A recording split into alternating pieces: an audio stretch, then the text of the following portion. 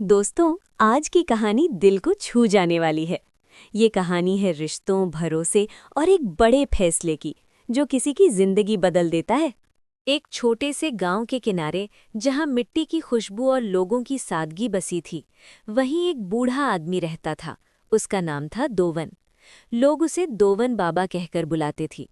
उसका अपना कोई नहीं था, न पत्नी न बच्चे, बस एक पुरानी झोपड़ी, कुछ सूखे पेड़ और बीते दिनों की यादें ही उसका सहारा थीं। गांव वाले अक्सर कहते, बाबा, आप अकेले कैसे रहते हैं? दोवन हल्की मुस्कान के साथ जवाब देता, अकेलापन तब लगता है जब दिल खाली हो। मेरा दिल अभी भी भरा हुआ है। लेकिन सच ये था कि रात के सन्नाटे में उसकी आंखें अक्सर भीग जाया करती थीं। एक दिन सर्दी की कड़कड़ाती रात थी। हवा इतनी ठंडी थी कि पेड़ भी कांप रहे थे।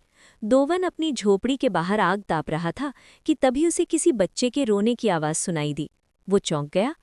इस वक्त यहाँ कौन? उसने धीरे से कहा। आवाज़ झाड़ियों के पीछे से आ रही थी। दोवन उठकर वहां पहुंचा तो देखा, एक छोटा सा बच्चा फटे कपड़ों में ठंड से कांपता हुआ जमीन पर पड़ा रो रहा था। दोवन का दिल कांप उठा। उसने बच्चे को उठाया और अपनी छाती से लगा लिया। डर मत, अब मैं हूं तेरे साथ। बच्चे की आंखों में डर और दर्द दोनों थे। उसने धीमी आवाज में कहा, मुझे मत छोड़ना। दोवन की आंखें भर आईं। उसने तुरंत उसे अपनी झोपड़ी में ले जाकर आग के पास बैठाया, अपने पुराने कंबल में लपेटा और थोड़ा सा सूखा खाना दिया। तुम्हारा नाम क्या है? दोवन ने पूछा। बच्चा चुप रहा, बस उसकी आंखों से आंसू बहते रहे। दोवन ने धीरे से उसके सिर पर हाथ फेरते हुए कहा, कोई बात नहीं, अब से मैं तुम्हें चिराग बुलाऊंगा, क्योंकि तुम मेरी अंधेरी जिंदगी का उजाला बनकर आए हो। उस दिन के बाद से दोवन की जिंदगी बदल गई। जो झोंपड़ी पहले सूनी रहती थी, अब उसमें हंसी गूंजने लगी। चिराग धीरे धीरे खुलने लगा। वो दोवन के साथ खेतों में जाता, लकड़ियां बटोरता और छोटी छोटी बातों पर खिलखिलाकर हंसता। एक दिन चिराग ने पूछा, बाबा, आपके बच्चे कहाँ हैं? दोवन कुछ पल चुप रहा, फिर बोला, भगवान ने मुझे कभी बच्चे नहीं दिए, शायद इसलिए ताकि मैं तुम्हें पा सकूं। चिराग ने तुरंत दोवन को गले लगा लिया। अब मैं आपका बेटा हूं, हमेशा। दोवन की आंखों से आंसू बह निकले, लेकिन इस बार ये आंसू खुशी के थे। समय बीतता गया। चिराग अब बड़ा हो रहा था, समझदार, मेहनती और दिल का बहुत साफ। गांव वाले भी अब उसे पसंद करने लगे थे, लेकिन कुछ लोग अभी भी ताने देते, अरे ये तो पता नहीं कहाँ से उठा लाया है, कौन जाने कौन है ये बच्चा। ये बातें चिराग के दिल को चुभती थीं, लेकिन वो कभी कुछ नहीं कहता। एक दिन जब चिराग लगभग 10 साल का हो गया था, वो बहुत उदास बैठा था।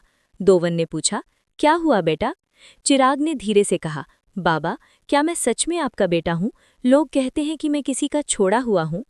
दोवन ने उसका चेहरा अपने हाथों में लिया और कहा, बेटा, खून का रिश्ता ही सब कुछ नहीं होता, दिल का रिश्ता सबसे बड़ा होता है। मैंने तुम्हें दिल से अपनाया है और तुम मेरे बेटे हो, बस। चिराग ने रोते हुए दोवन को गले लगा लिया। लेकिन किस्मत को कुछ और ही मंजूर था।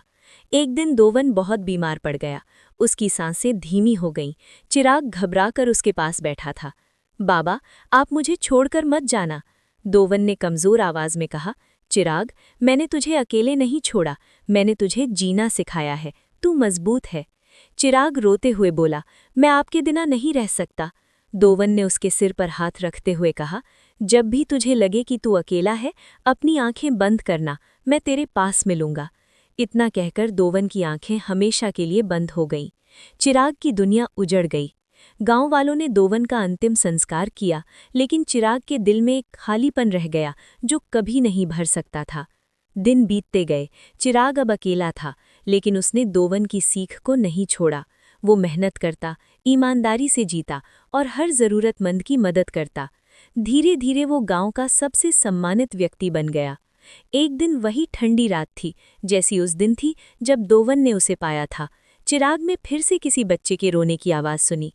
वो तुरंत उठा और झाड़ियों की ओर भागा। वहाँ एक छोटा सा बच्चा ठंड से कांप रहा था। चिराग की आंखों में आंसू आ गए।